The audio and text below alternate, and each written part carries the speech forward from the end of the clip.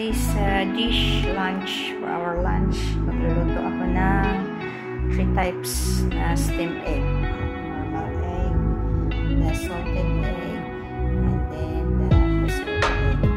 So, yan ang prepare ko. Bowl, yan ko muna i-mixture.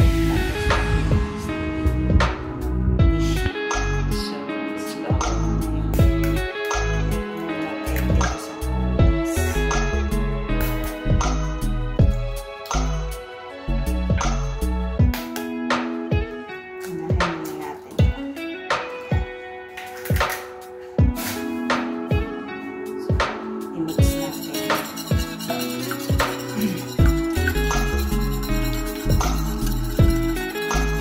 Direction lang daw pag mag-mix ka ng egg para magkakaroon ng magandang texture. Meron siyang puti pa. Kunin natin yung kanina pala. Nag-mix na yata. Nag-form na ng sisiw.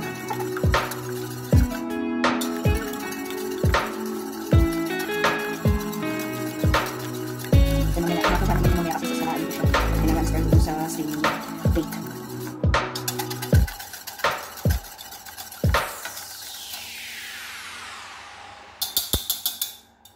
Yan. Transfer ko dito sa steaming dish ay plate natin. Yan, sasalain ko muna para makuha yung bubbles niya tsaka yung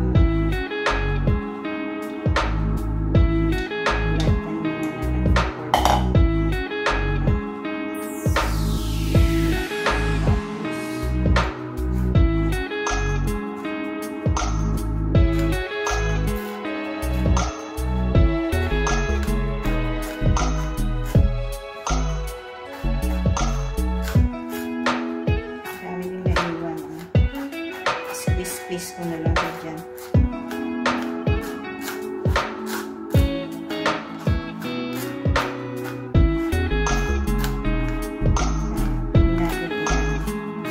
Sa matulog siya lumusok sa laan natin.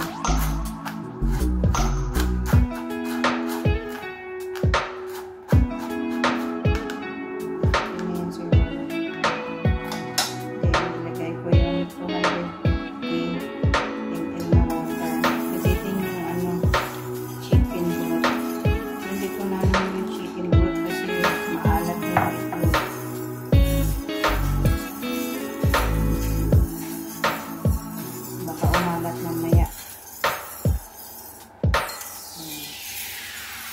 nag-form naman ulit siya ng ng bubbles. Salamin natin ulit dito. May water na. Salamin natin.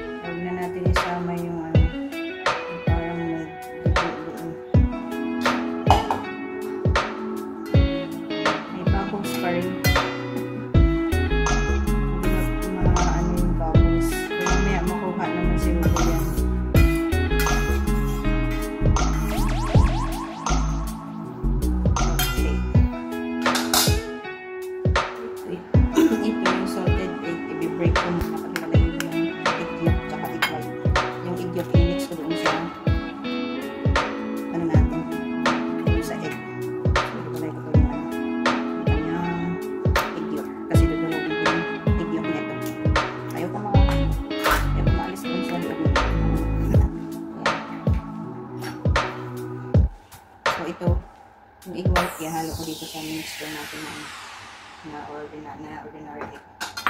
And then, ito, durugin ko.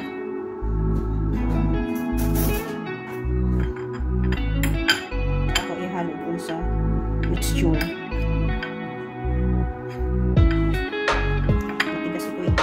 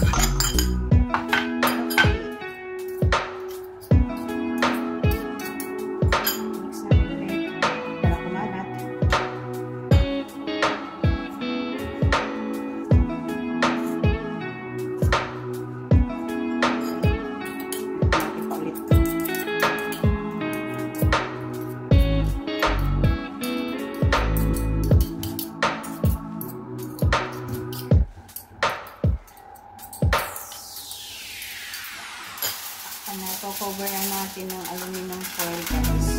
Pwede yung cling wrap. Guys, pwede din may silicone kayo. Ako wala. So, ito, prefer ko lang aluminum foil.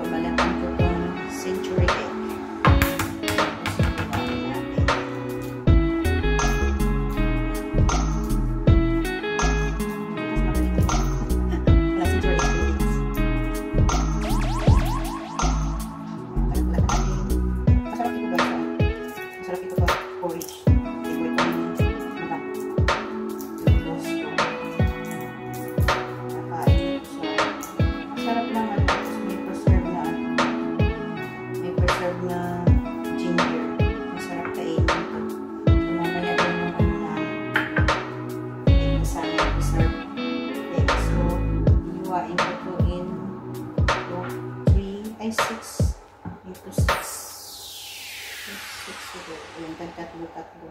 Malaki na yan. So, okay na yun. Yan. Pwede natin ito sa pin. Idagdag natin ito mamaya sa after 4 minutes na steaming.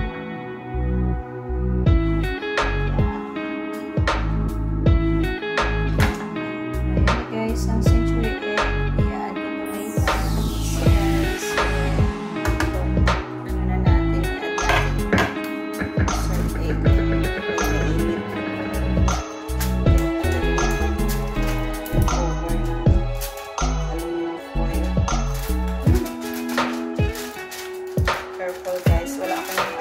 Steaming kasi is hindi siya round. Kaya hindi pa siya yung steaming dish ko na round yan. So, ayan. So, and then, yung pickles. Yan. Tignan na sa ilang hindi siya paalagyan ng arty-arty. Ayan. Ayan. Dapat yung interval nila. Hindi pantay. Ay, ayan. Ayan. Kung ganyan lang sa inyo dyan guys, so ano yung basta yun.